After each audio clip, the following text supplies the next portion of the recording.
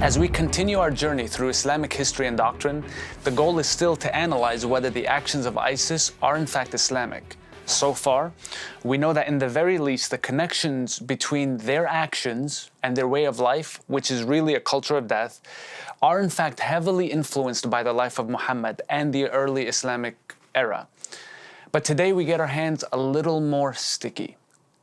I'm sure, like me, you've seen the horrors of ISIS violence, their women slave trading, ethnic cleansing, and so on and so forth. But this moment is dedicated to finding out whether their specific tactics and methods of torture are indeed rooted in Islamic tradition. They relish in their creative ways to torture infidels, Christians, Yazidis, and other non-Islamic peoples. By the way, the non-Islamic cultures in Iraq and Syria are on the verge of extinction. So if you're like me, you remember some of those videos of people being executed in mass, women being sold into slavery, shrines being destroyed. And the Islamic State has been killing people for cursing Allah or insulting Muhammad. Now this is a heavy video, but we have to talk about it. Because within the Islamic narrative, and specifically in the life of Muhammad, there are a few reasons that validate torture. Number one is to get information from someone. Number two, to punish criminals. And number three, we'll see that it's for flat-out revenge. I remind you of that poetess, remember Qurfa? She was killed because of her poetry against Muhammad. She was an old woman, and the executioner appointed by Zayd, who by the way was appointed by Muhammad, quote, tied each of her legs to a rope, and then they whipped the camels, and the camels split her body in two. I mean, it's not hard to imagine the screams that are coming from Qurfa at this moment. We know from the Islamic sources that she created poetry against Muhammad. So I have a question for Muhammad. If you're going to kill her, why would you have to torture her, right?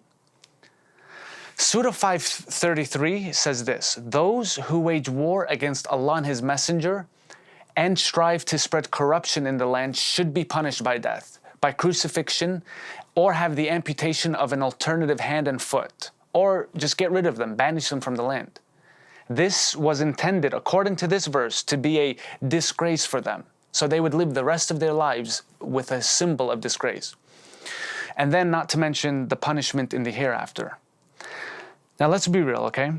People die every single year in war, and people get killed because of self-defense. And in most cases, self-defending is justified, right? But here's my issue with this. The definition in that verse, spreading corruption in the land, it's listed in there, and that's like saying something like this in the Western world. States will condemn a man for first-degree murder, right? First-degree murder or unethical behavior.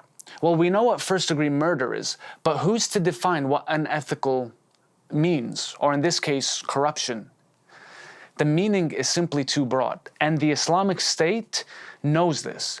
Islamic sources themselves leave it so vague that the Islamic State can actually use this verse without issue because it's left for anyone to fill in the blank.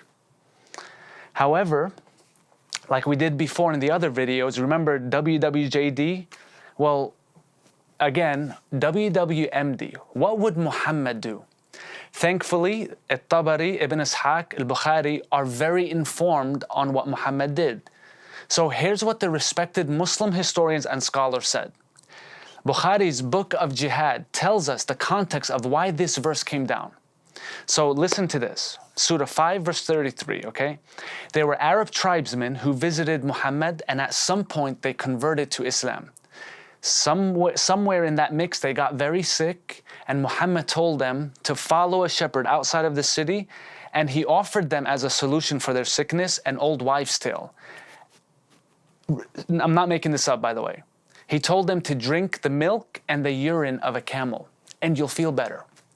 Ironically, they are reported to have felt better, according to those sources, but for some reason, they killed the shepherd. Maybe they were greedy, maybe they wanted his camels, maybe they wanted his flock, but they killed the shepherd and left Islam, and they took all of the flock for themselves. When this news reached Muhammad, he ordered them to be hunted down and brought before him. He decreed that their hand and feet be cut off. Then he ordered, now again, I'm not making this up, metal nails to be heated, and the tribesmen were tortured by having their eyes branded, and they were left in the desert. When they asked for water, they said no. No water was given to them. Eventually, they finally died. So what does Allah think about this? Well, you'll be surprised to know He approved it by revealing to Muhammad, Surah 533. So it was revealed to Muhammad, and it's supposed to be a confirmation to Muhammad's decision. So now, not only does Muhammad torture them, now Allah adds to the torturous duties crucifixion. Now I could understand if Caesar or the emperor or anyone political or, a king crucifies people. But God to crucify people, it's too far-fetched for me to imagine. So I leave you with this epic question. Think about it, ponder it, and don't let the political correctness in the West change your opinion. Answer this question for yourself. Is ISIS Islamic? Because when I look at it, I see a direct connection between ISIS and Muhammad.